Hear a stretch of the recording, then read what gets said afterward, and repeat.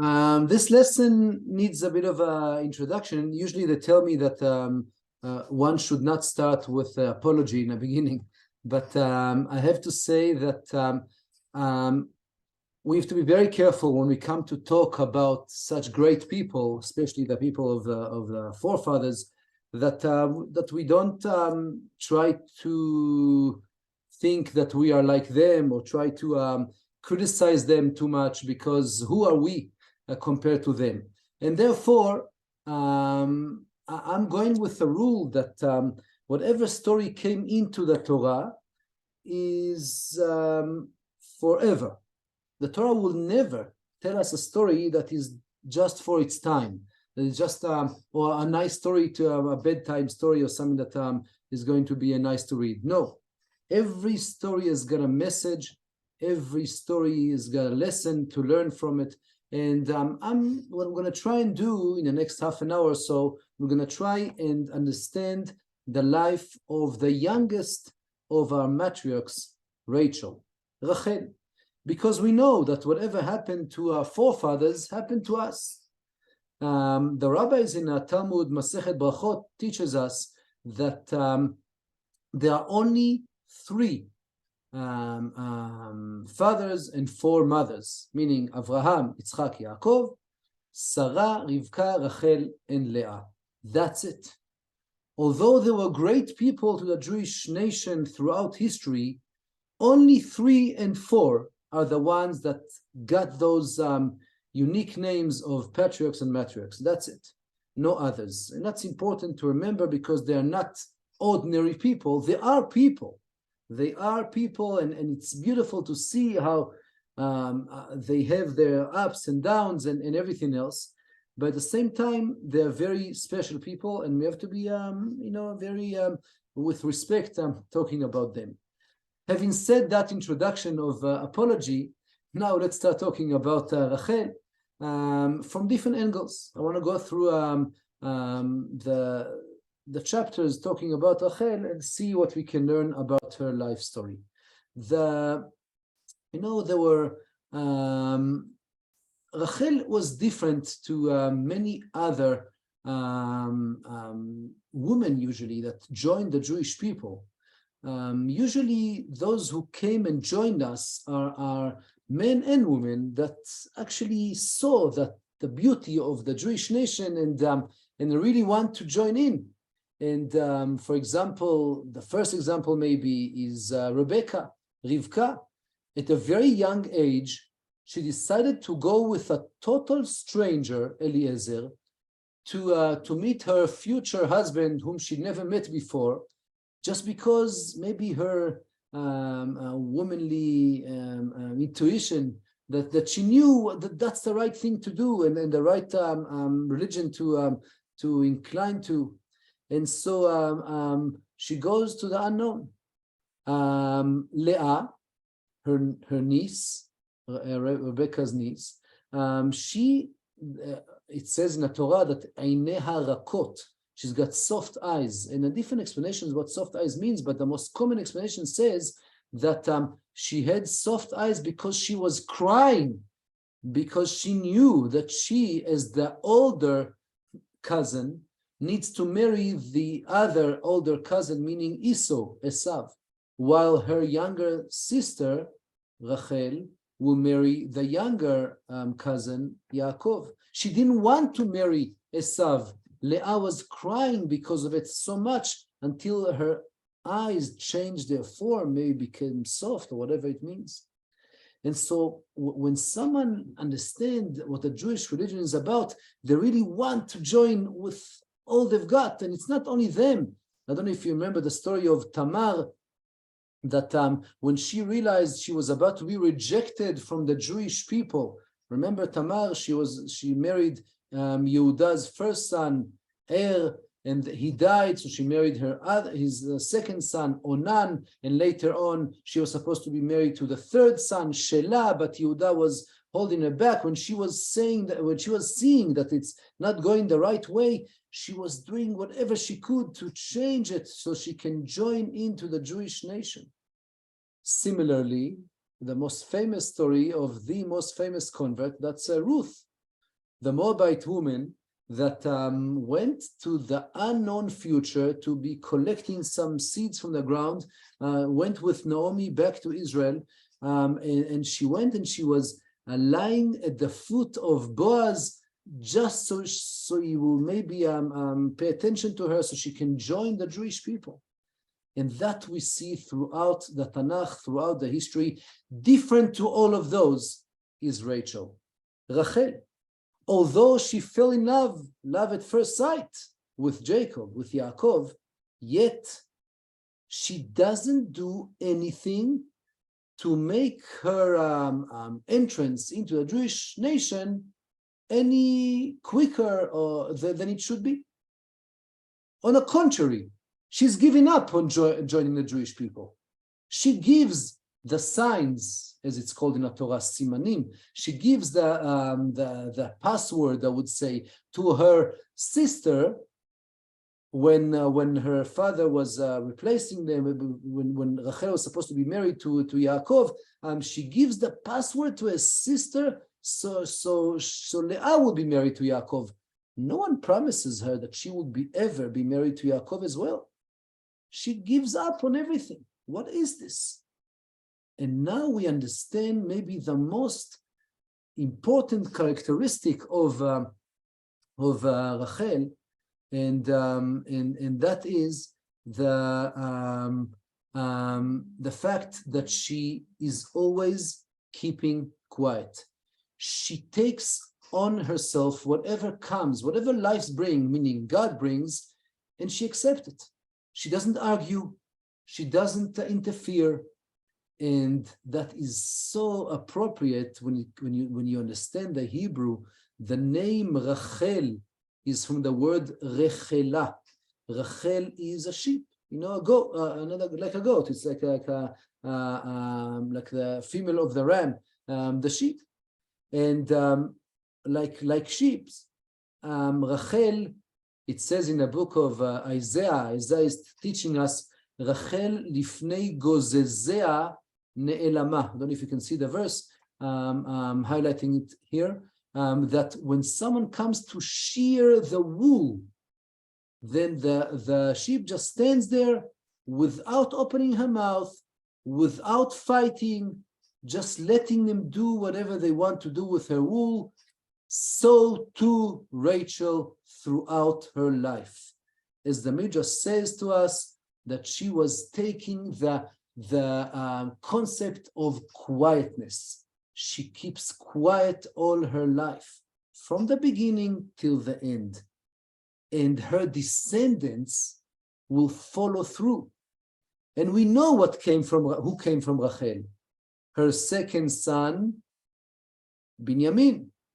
The Midrash teaches us something that maybe you didn't hear before, that Binyamin knew when the brothers sold Joseph, his brother, when they sold Joseph to be a slave, and they brought the garment, they brought this shirt or whatever it was, the gown to the father with a bit of blood, telling him, look what we found. Binyamin knew the truth, but he keeps quiet. Why doesn't he talk? Why does he let them mislead their father? Why doesn't he say anything? Because that's the characteristic that they have from his mother. They keep quiet. And if we carry on with history, who else came from Rachel? The first king we ever heard, King Saul. King Saul was anointed as a king by Samuel. And as he was given the kingdom, he went back home. And his uncle asked him, where have you been? Have you found the female donkey, the asses there?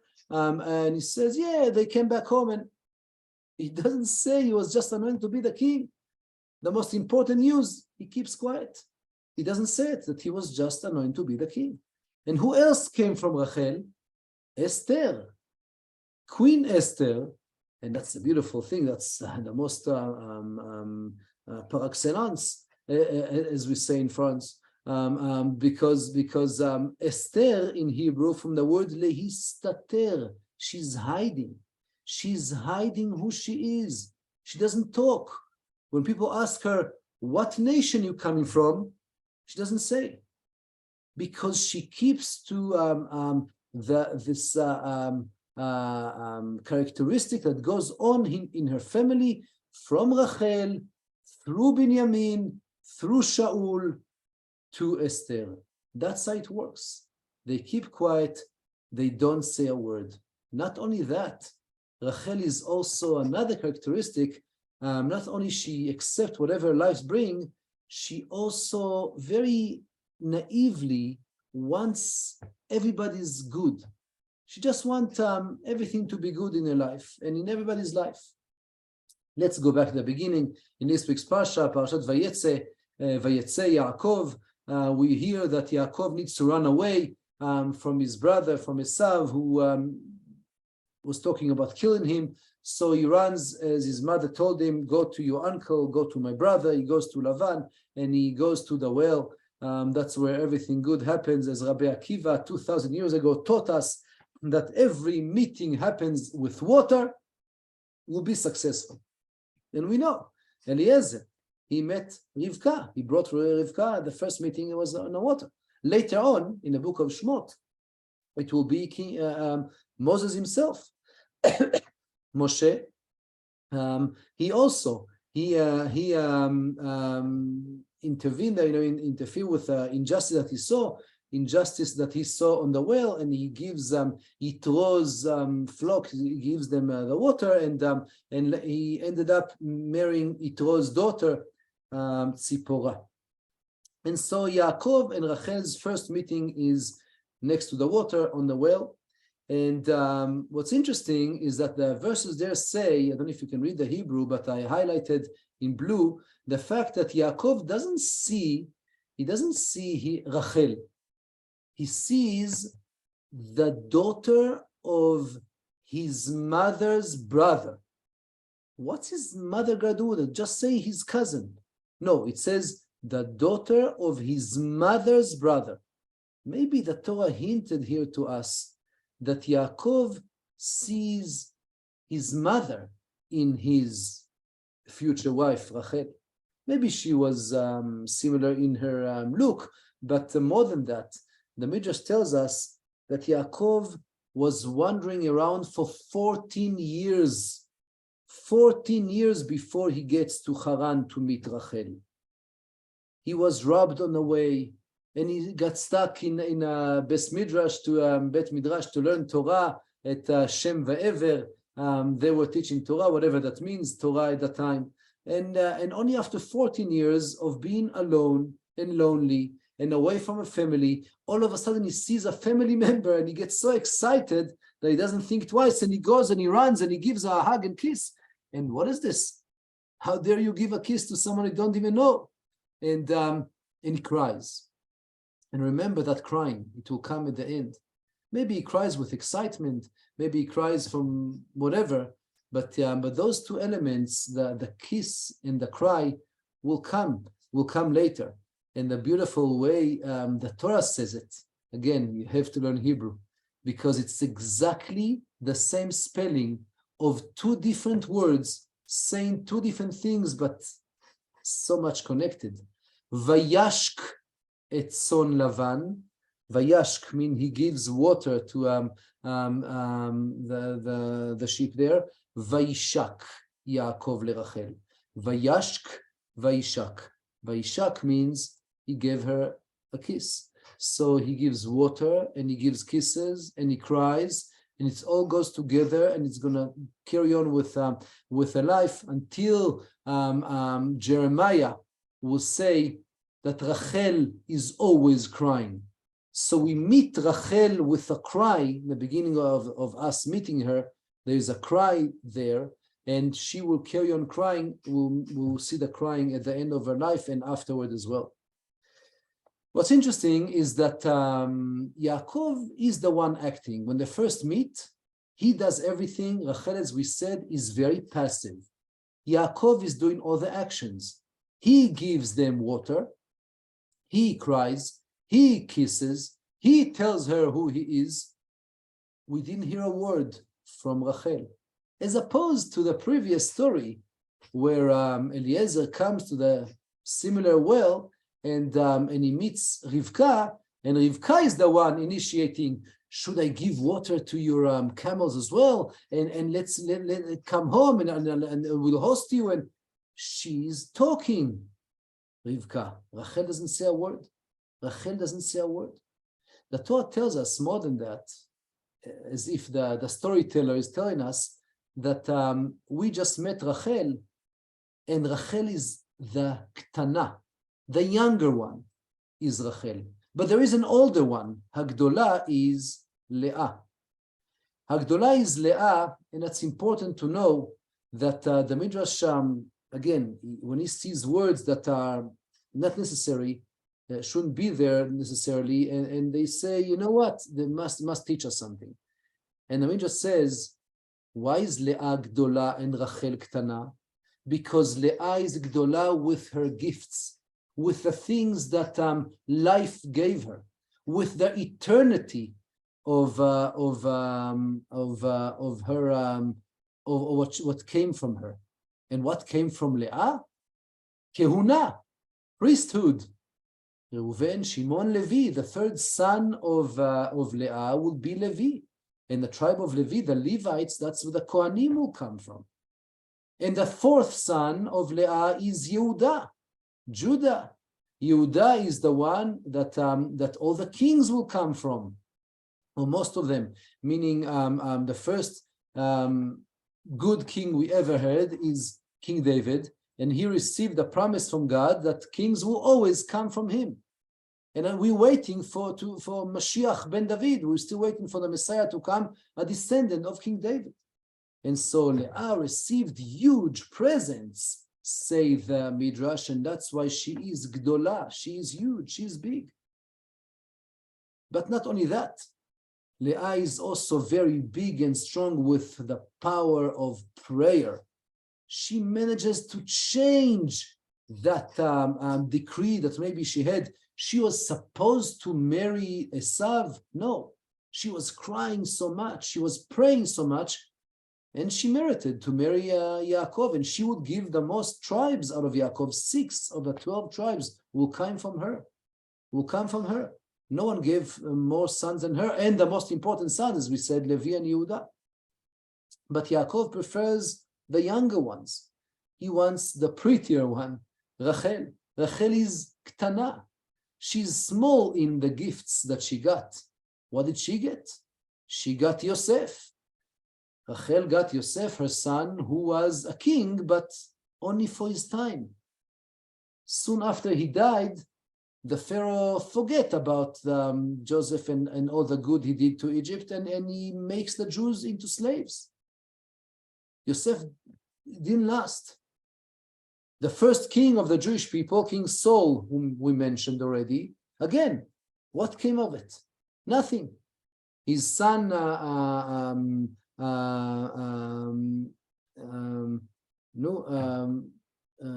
Jonathan, or maybe someone else, was not the king after him. No one. Shaul was just for his time. And the same applies to Shiloh, the place where the temporary temple stood in Israel for years, but not forever. It will be temporarily there in Shiloh, and it will be moved from there to Jerusalem forever. The holiness of Shiloh did not last, but Jerusalem is holy, even though we don't have the temple yet. The third one is not built yet. And so Rachel did not merited huge presents like her sister, and maybe in her own eyes, she looked small as well. Yaakov wants to marry Rachel, and he gives a totally out of, he gives a crazy price. He agrees to work for 7 years to marry Rachel. Lavan is only too happy. He wouldn't think that he would give him such a huge price, but that's what he does.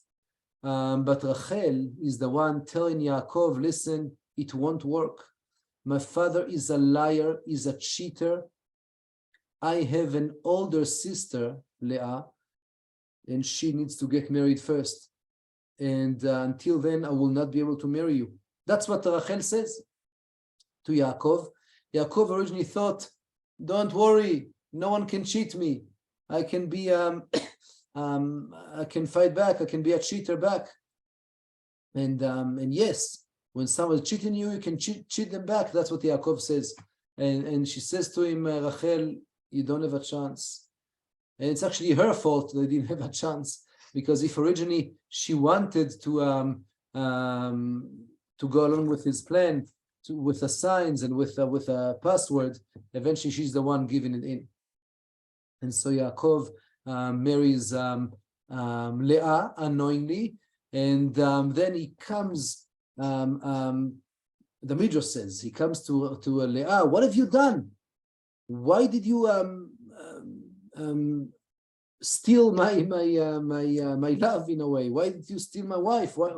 I didn't want to marry you, says Yaakov to Leah, and Leah answers him back. So says the Midrash. She doesn't say in the Torah. The Midrash says that Leah says to him, what do you mean? You cheated your father. You deserve to be cheated. Meaning, you stole the blessing. Yitzchak wanted to give the blessing to Esav. You mischievously went in and dressed up as Esau, and you took the blessing. You deserve to be cheated back. Yaakov gets so upset with her that he hates her. I'm not saying it. It's the Torah says it. The Torah says that Yaakov hates Leah. Vayar Hashem ki snu'a Leah. He hates her. Literally hates her. And so he really wants to marry Rachel. And he comes to Lavan, and the Torah says that he gets upset with Lavan. How can you do such a thing to me? And Lavan answers him, Maleh shavua zo v'nitna lecha gam et zot. Shavua, I don't know if you can see, I put it in bigger letters and different color, Shavua, because Shavua could mean one of three options that I can think of, maybe more. Shavua is maybe from the word Shvuah. You take an oath, you swear, you commit yourself to working for 7 more years, and I'll give you Rachel as well. Or Shavua from the word Sheva, Sheva Shanim. Maybe 7 years you should work. Or maybe Shavua from the word Shavua, 1 week. It's not so clear from the verse, but maybe Yaakov married Rachel 7 days after he married Leah. 7 days after he married Leah, he married Rachel as well, and still he would work for extra 7 years for that. That's the agreement. And so Rachel gives the password to her sister, and the Midrash, who gives so much more light and juice to the story. And the Midrash says that Rachel could not stand the fact that Leah would be embarrassed. You can imagine the scene: Rachel coming in to Leah coming in, and Yaakov asks her, "Who are you?" And she doesn't know the password. So Yaakov sees, he picks up the veil, and he sees it's actually Leah, and he runs away, and she runs away, and everybody's getting embarrassed there, and the wedding is broken off. Rachel doesn't want that. And so Rachel gives her the password, but the Midrash says further than that. The Midrash says that when Yaakov was going to bed with his new wife, he thought it was Rachel. With his new wife, when he went to bed with her, Yaakov was talking, and he was asking her questions. And Rachel was hiding under the bed. Again, that's in the Torah. The Midrash says it. Rachel was hiding under the bed. Leah did not say a word. It was Rachel from under the bed who answered Yaakov's questions, so Yaakov won't recognize Leah's voice.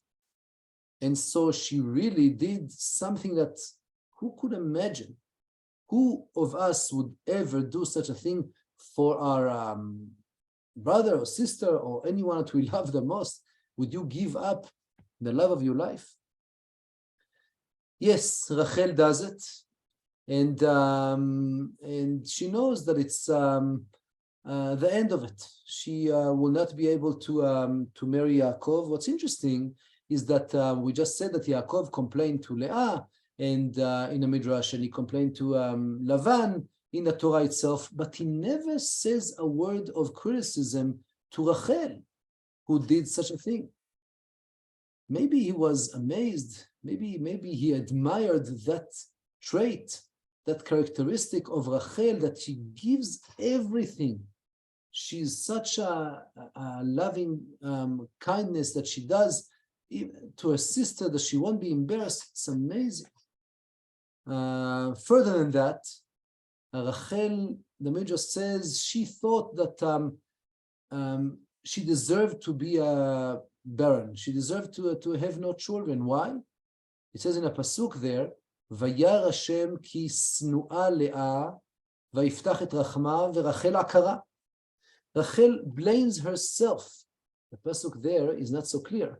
What's the connection between the two parts of the pasuk?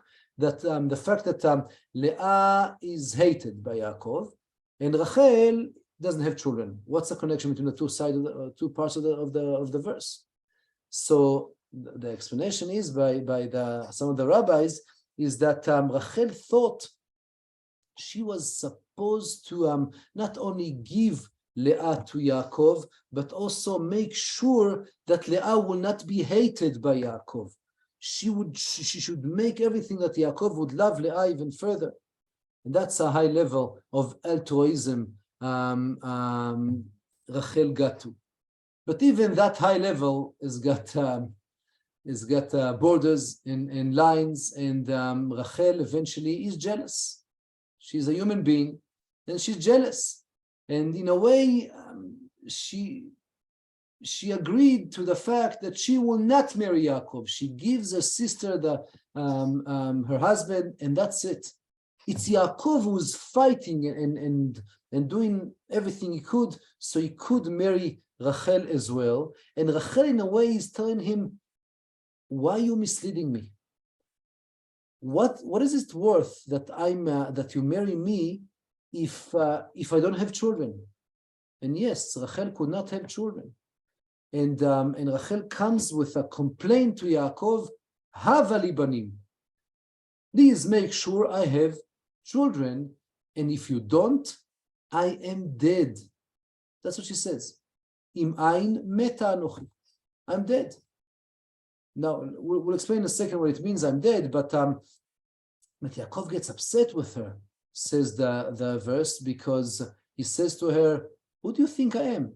Am I God who prevented children from you? No, it's not me. It's not me. It's God who decides, and he can decide whatever he wants. So if originally Rachel thought that she doesn't deserve Yaakov, so she accepts her destiny. Now when they give her hope, she all of a sudden get upset because what is it worth that I'm married without children?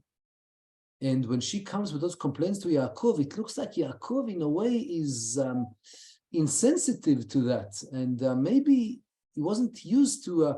He never saw Rachel answering back.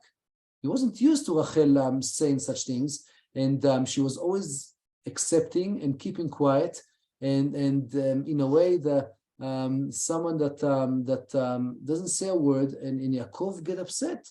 What is this? And Yaakov answers her, and he says, "Look, I don't have a problem. I have children." Right? He had children from Leah. I have children. It's you, the one, to have the problem. And you, in your audacity and your chutzpah, you come and you threaten me with you committing suicide. V'im ein meta anochi. I told you that I'm going to explain. You want to kill yourself, or your life is worth nothing without children? How much more can I do for you? You know, I've been doing everything for you. I've been working for so many years after you made me like a fool that you gave Leah the past words. You crazy? Again, I'm very careful in criticizing our forefathers. Again, it's only for us. We need to learn how to live life correctly. And when we see throughout the forefathers' stories, we see often that the family ties there. It's so humane. It's so nice to see, but in a way, it's not nice that they don't talk about their problems. That this communication is so strong there. We don't hear them discussing things or talking about troubles that they have. We see it with Avraham and Sarah, with Yitzhak and Rivka. There's always tension. Like every married couple, there's tension. And they don't talk about things. And here as well with Yaakov and Rachel also. And the Midrash is telling us something interesting. In the Torah, it looks as if Rachel initiated the solution to the problem that she has, not being able to have children. Come and marry my maid, and maybe bring children from her, and I'll adopt them, in a way, a surrogate mother. The Midrash says it was actually Yaakov's idea. And Yaakov was the one who told her, you want to be like my grandparents, Abraham and Sarah. It was my grandparents that brought Hagar into the picture originally. You should also do the same. The Midrash says, and she says, okay. And she brings Bilhah, and 2 sons are born. Dan from the word ladun means judgment. Maybe in a positive way, God judged me. That's what Rachel says when she calls him Dan. And the second son is called Naphtali. Naphtali from the word litpatel. Naphtali is something that is not straight. Something there is not right and doesn't go the right way. And especially with her sister. And there we get, unfortunately, a sad story between Rachel and her sister Leah, where Leah's oldest son, Reuven, finds some fruits in the fields that they believed were good for fertility. And Rachel prepares to pay a high price for it. And that's what happens. She pays high price to for those fruits, and so she gives Yaakov to Leah for that night, and maybe Leah was falling pregnant again because of that, because Yaakov was putting his effort into Rachel, and he was with Rachel more, and she in a way sold him to Leah, and so Leah would have more children. Eventually, Rachel also gave birth. God, in a way, remembered her, as the Torah says, and God gave him a son, and she named him Yosef. Why? Yosef Hashem li ben acher. God will give me another son. And the Midrash, the Yerushalmi, the Gemara see in it in a way that Rachel is a prophetess, because she says, God will give me another son, one more son, and it's exactly what she will get. One more son, that's going to be Binyamin. Towards the end of our parsha, we see that Yaakov says to his wives, listen, we have to leave straight after Yosef is born. I don't want to stay here anymore. Yaakov was there with Lavan, his uncle, that cheated him for so many years. For 20 years he was there, and he says to his wives, let's go. And they do. And again, the passive Rachel does something that is unaccepted. No one expects her to do such a thing. She steals the little statues that her father had, and Yaakov, not knowing that it was her, he curses her. He cursed the one who stole, not knowing it was her, and maybe because of that, Rachel will die sooner than she should. And when she gives birth to her youngest son, Binyamin, whom she called Ben Oni originally, Ben Oni, Oni is Tsari, my sadness. He is the sadness. She knows she's dying. And so that's a tragedy that we're going to read next week's Parsha. This week's Parsha is only good things. And next week's Parsha, we're going to read about the end of Rachel's life. And she gives birth, and she finds difficult, and she dies. And she dies when she gives birth, and that's the story of her life. And Yaakov, very strangely, does not bury her with the rest of the patriarchs and matriarchs. She's the only one buried in Bethlehem, outside the cave of Machpelah. And we can give a whole lesson just about this question: why wasn't Rachel buried with the rest of them? And the Midrash will explain that the reason is for her to accompany the Jewish people as they go into exile many years later when the temple is going to be destroyed. But way before that, Yaakov feels the need to explain to Rachel's son, Yosef. Yosef gets upset. Why, later on in Egypt, why didn't you bury my mother in Machpelah? And Yaakov answers him and whatever, that he's got a good reason for it, and we don't know it. I mentioned to you the verse from Jeremiah. Yirmiyahu says, Ko Amar Hashem. They made it into a song. There are few tunes to that, those famous words of Yirmiyahu. Kol berama nishma, nehi bechi tamrurim, Rachel mevaka al banea. Rachel is crying. I told you that we're starting to get to know Rachel with the crying, and we hear at the end, she's also crying without being able to stop. And God, in a way, is telling her, don't worry. You can stop crying, because although you care about everybody else in the world, you've got such a big heart. That's Rachel, not only for her sister, but for everybody else. She's buried on a way with a huge tragedy, not being able to enjoy her children. She died before she managed to raise Binyamin, and Yosef was still very young, and the whole life is in a way of suffering. But she would be buried in a way, and she would accompany the Jewish people and those who goes into exile. And God tells her, don't worry, they will come back. Yesh tikva le'achar, there is hope. They will come back. They will come back to Israel. And Rachel, the mother that worries about, not just about her sons, Yosef and Binyamin, but about all the tribes, about the whole Jewish nation. She's the one that, unfortunately, in a very tragic way, she died. And yet there is hope. And with this hope, we can end our lesson as well, that Rachel is waiting for her children, and so are we, waiting for the rest of the Jewish people to come back from all over the world. V'shavu banim ligvulam. May it be God's will that we'll see the full redemption, please God, soon in our days. And that's all for tonight. Thank you very much. Thank you. Toda rabba.